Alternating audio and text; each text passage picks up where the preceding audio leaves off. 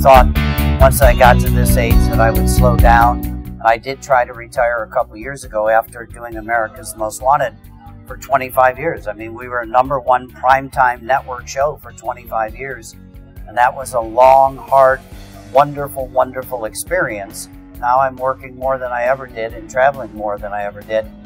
And that's tough, but that's the reality. You have to do what you have to do. I'm a grandfather. I have a 3-year-old granddaughter, so I wanted to be that grandfather you see on TV.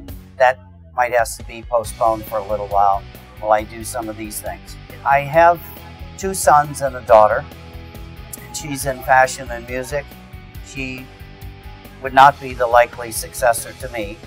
I have a 30-year-old son who did work for my production company for 3 years when he graduated from college. Callahan, really handsome, smart guy.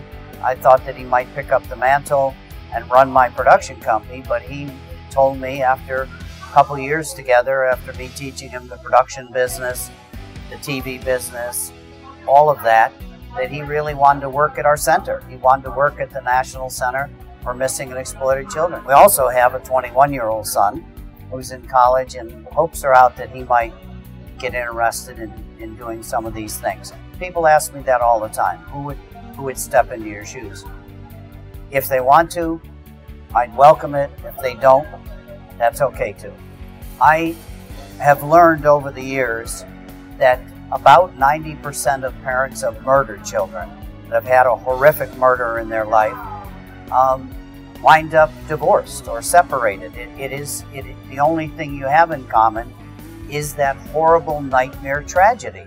And no one is genetically programmed to bury their children. They're your legacy. I was lucky enough to have a very strong, wonderful woman for a wife whose focus while I was out trying to be a successful hotelier and build. I had my own company with 3 partners. We were building a $26 million hotel on Paradise Island in the Bahamas when Adam was kidnapped in 1981 and murdered.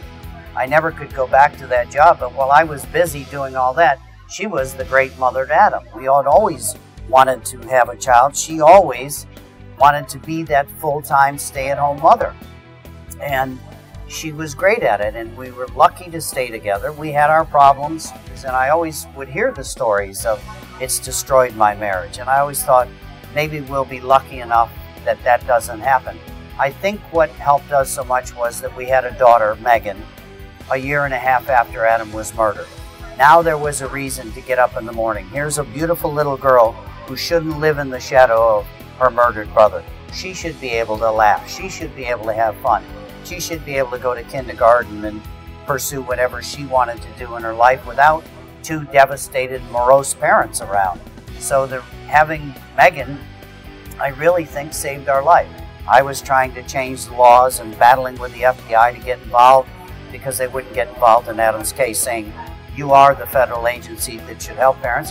And Reve was starting the center out of our garage, responding to all the letters we got from people who were sympathetic about Adam's murder.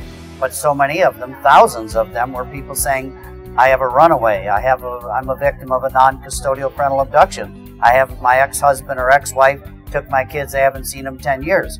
Or I have a child that disappeared 5 years ago and the cops aren't helping me look for it. So while we were doing different things, we had something in common, and that was our absolute commitment to make sure that Adam didn't die in vain. Was he the first missing child? Was he the first murdered missing child? No, absolutely not. But he may have been the first child whose parents said, you know what, we didn't get the help we needed, there wasn't anything, there was no National Center, no Amber Alert, no FBI, no experience in looking for missing kids. And so I think all of that combination of luck, determination, and grit kept our marriage together.